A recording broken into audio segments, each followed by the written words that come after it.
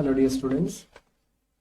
Current electricity chapter sense what relate ചെയ്തൊരു question ആണ് നമ്മളിന്ന് ഡിസ്കസ് ചെയ്യാൻ പോകുന്നത്. നമുക്ക് ക്വസ്റ്റ്യൻ ഒന്ന് വായിച്ചു നോക്കാം. In the figure shown, an ammeter A and a resistor of 4 ohm are connected to the terminals of the source. The EMF of the source is 12 volt having an internal resistance 2 ohm. Calculate the voltmeter and ammeter readings. Question ഇത്രയേ ഉള്ളൂ. നമുക്കിവിടെ ഒരു സെല്ലുണ്ട്, അതിന്റെ E M F തന്നിട്ടുണ്ട് 12 volt, അതിന്റെ internal റെസിസ്റ്റൻസിന്റെ value 2 ഓം. ഈ cell ഒരു അമ്മീറ്ററുമായിട്ടും ഒരു എക്സ്റ്റേണൽ റെസിസ്റ്ററുമായിട്ടും കണക്ട് ചെയ്തിട്ടുണ്ട്.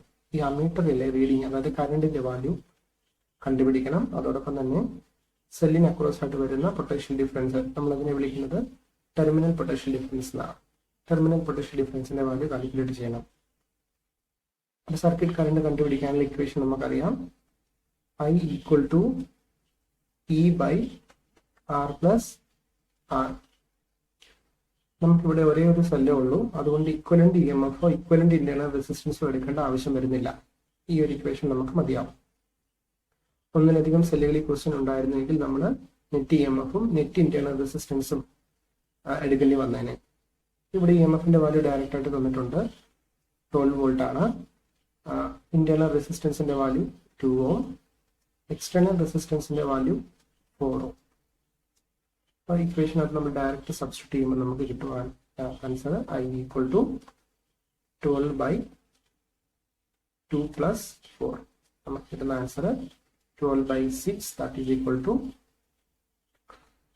2 ആംപിയർ എന്ന് കിട്ടും. അതായത് ഈ സെല്ലിൽ നിന്നുള്ള കറണ്ടിന്റെ വാല്യൂ നമുക്ക് കിട്ടും 2 ആംപിയർ. ഈ അമ്മീറ്ററിലൂടെ പാസ് ചെയ്ത് പോകുന്ന കറണ്ട് 2 ആംപിയർ തന്നെയാണ്, കാരണം അമ്മീറ്റർ സീരീസ് ആയിട്ടാണ് ഇവിടെ കണക്ട് ചെയ്തിട്ടുള്ളത്.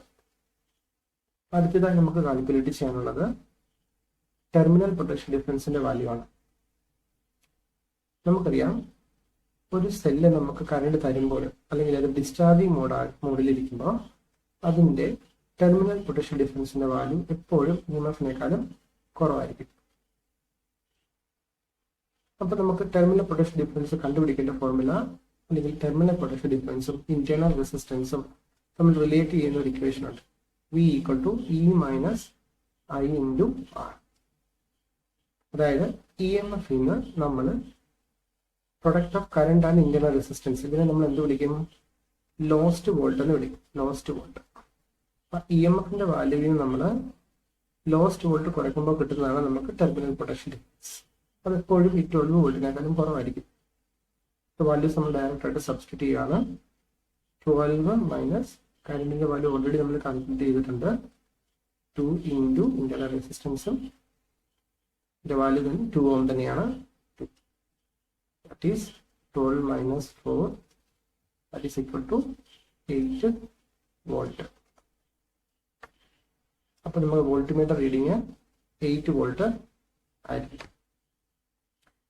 ഇനി വേറൊരു കാര്യം ശ്രദ്ധിക്കാനുള്ളത്, ഇവിടെ 12 വോൾട്ട് സെല്ലിന്റെ ഇ എം എഫ് ആണെങ്കിലും 8 വോൾട്ട് മാത്രമേ നമുക്ക് ടെർമിനൽ പൊട്ടൻഷ്യൽ ഡിഫറൻസ് അല്ലെങ്കിൽ നമുക്ക് കിട്ടുന്നുള്ളൂ.